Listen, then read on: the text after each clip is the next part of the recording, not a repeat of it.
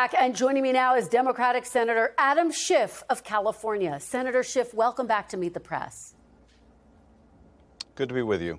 It's good to have you back. Let me ask you about the big picture argument that we are hearing from the Trump administration with top officials. You just heard Secretary Chris Wright argue that the threat from Iran is so significant, not just to the world, but that to the United States, that invading now will ultimately make the world more secure. Do Trump officials have a valid point there, Senator? No, I don't think they do. And I don't think the president has really leveled with the American people. First, by promising the American people he wouldn't bring us into another foreign war. Then being unwilling to tell us what the real cost of this war are going to be. And we still don't hear from the secretary, don't hear from the president what the real cost of this will be, how long it will go on. Already we've spent billions and billions of dollars. And more significant, we've lost 13 service members as a result of the war. And we still haven't heard a clear articulation of why we're at war. What was the imminent threat we were facing? They've said it was a nuclear threat, but the intelligence doesn't back that up. They said it was a threat of being hit in the United States by ballistic missiles. That is years and years away. They want regime change, but then they say they don't want regime change. And when you ask how long this war is going to go on, the secretary can't tell you, the president won't tell you, and it's because not having a clear object in mind when we began this war, it makes it very difficult to tell when its objectives have been accomplished. This is why I think the president was so vague with you when he wouldn't describe to you what kind of a deal is he looking for with Iran, because it just isn't clear. And now there's the prospect with the 31st Marine Expeditionary Force going to the region that we have boots on the ground. And I don't think they've leveled with us about that either. So I don't think the war is worth the costs, and it has already unleashed a lot of things that should have been foreseen, like the closing of the strait, like Iran's attack on its neighbors. But it's not clear that the president had a plan for any of this. Well, you did hear Secretary Wright say he anticipates the conflict will be over in the next few weeks. Do you accept that timeline? Do you think that's realistic based on what you're seeing?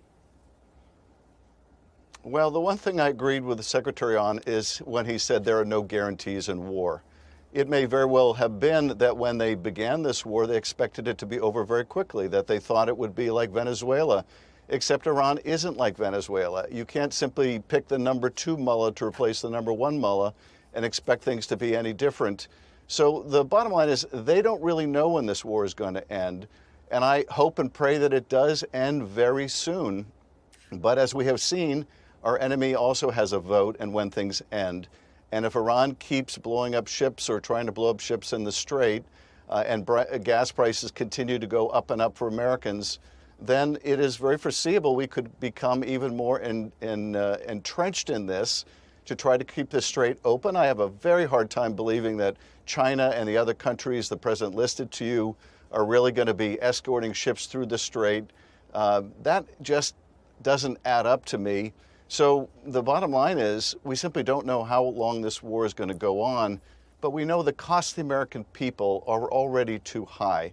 For a president who promised to bring down the cost of living for Americans, this is doing exactly the opposite and raising the costs and the difficulty of Americans to be able to afford simple groceries and lodging and rent and energy prices. It's simply unsustainable. But let me ask you, David Boies, who's, of course, a Democratic attorney who argued Bush v. Gore before the Supreme Court, argues that President Trump ultimately had no choice but to act on Iran. And he writes this, quote, if he hadn't acted, his successor would have been left with an even more dangerous choice than his predecessors left him. 3 or 4 years from now, the Iranian missiles now hitting Iran's neighbors could be hitting Berlin or London, perhaps even New York or Washington, perhaps with a nuclear device or at least a dirty bomb. Do you agree with Boies' assessment that the threat from Iran needed to be dealt with now? I certainly concur that Iran is a terrible actor, that it engages in state-sponsored terrorism. But let's remember, we had a nuclear agreement with Iran that put serious constraints on the Iranian nuclear program. And Donald Trump tore up that agreement. And you know, when you do that, when you essentially say that diplomacy is not the way to resolve this, then that leaves war, and that's what we are encountering now. But the president promised us he wouldn't engage in this, and there was nothing imminent about the threat from Iran. The nuclear program supposedly was obliterated just about 9 months ago. The missile program is incapable of reaching the United States for years and years, according to the Defense Intelligence Agency's own estimate. It'd be 9 years before that is true. And unless the United States is prepared to continue to bomb Iran year after year after year, how do we respond when Iran starts to rebuild their missile program, as they will? Are we going to be in an endless state of war with Iran? And the administration simply has no answers for this. And I don't think that leaves the American people better off or safer. Let me ask you about these Russian sanctions. You obviously supported Russian sanctions. The administration has scaled some back, arguing removing them on Russian oil exports will ultimately help lower prices for consumers.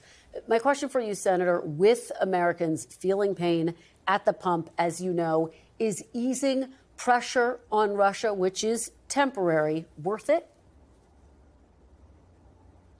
I think this is a terrible decision, but it is one of the things that comes about as a result of the unpredictability of war. We are now giving Russia essentially $140 million a day by releasing Russia from these sanctions. $140 million a day when Iran is providing intelligence when Russia is providing intelligence to Iran to better attack and kill American troops. And you're darn right when you ask the secretary about this. It is rewarding Russia, and it is punishing Ukraine. And for the president, when he's criticized about lifting the sanctions on Russia, to somehow turn around and blame Zelensky, blame Ukraine. No, Russia is the problem here, and we are enriching our adversary Russia at Ukraine's expense because the administration didn't properly foresee how much this war with Iran was going to raise oil prices and gas prices for Americans. So terrible and tragic decision, which only empowers Russia to make war more fully against Ukraine. A couple more questions here, Senator. I want to talk about the cost of the war. It's cost more than $11 billion in its first 6 days. Now, some of your Senate Democratic colleagues have said they are open to reviewing requests for additional funds, arguing it may be necessary for overall military readiness. Would you consider voting for or approving more funding for the military during this conflict? No, the military has all the funding it needs for this conflict, unless this conflict goes on for years. There was an extra $150 billion for the military in the big ugly bill that passed last year. So the Pentagon has all the resources that it can use in the current conflict. Now, the future is something different, and we'll have to figure out what the future needs of the military are because we are depleting so many of the stocks of the military, another huge cost of the war. But let's think about what is being lost right now, and that is all of these billions, this $11 billion just within the first few days. That's money that could have gone into new hospitals and new schools. It could have gone into health care for people. It could have gone into meeting the needs of the American people. A hospital costs about $100 million. That means that if we're spending $1 billion a day in Iran, we're effectively dropping 10 hospitals a day on Iran and destroying the potential we would have had to make that kind of investment in our country. That's money we're never going to get back. So the Pentagon doesn't need more money right now for this war. It doesn't need to open pipelines off the California coast. And by the way, Kristen, that was something the administration was pushing even before the war. So they're just using this now as a pretext to try to open pipelines that have resulted in terrible spills in California. This is the cost, the human cost of this mistake by the president to bring us to war again. Senator, I do have to ask you just finally about this partial government shutdown, DHS not being funded for a month now. Just this week, we saw terror attacks in West Bloomfield, Michigan, in Norfolk, Virginia.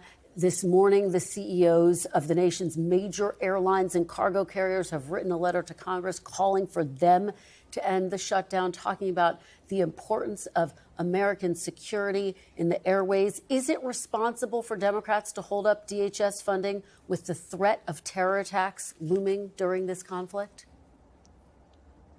No, Kristen, as you know, we offered vote after vote, resolution after resolution, even as recently as this week, to reopen those agencies, to fund them, and the Republicans voted it down. We said, let's wall off ICE funding. Let's fund these other agencies that protect the country. And the Republicans, one after another, voted them down, voted down funding TSA, voted down funding the Coast Guard, voted down funding FEMA. So Republicans are controlling both houses in the presidency. They can't very well blame the minority party for their own inability to govern, particularly when they're voting down Democratic motions to reopen these agencies. All right, Senator Adam Schiff, thank you very much for being here. We appreciate it.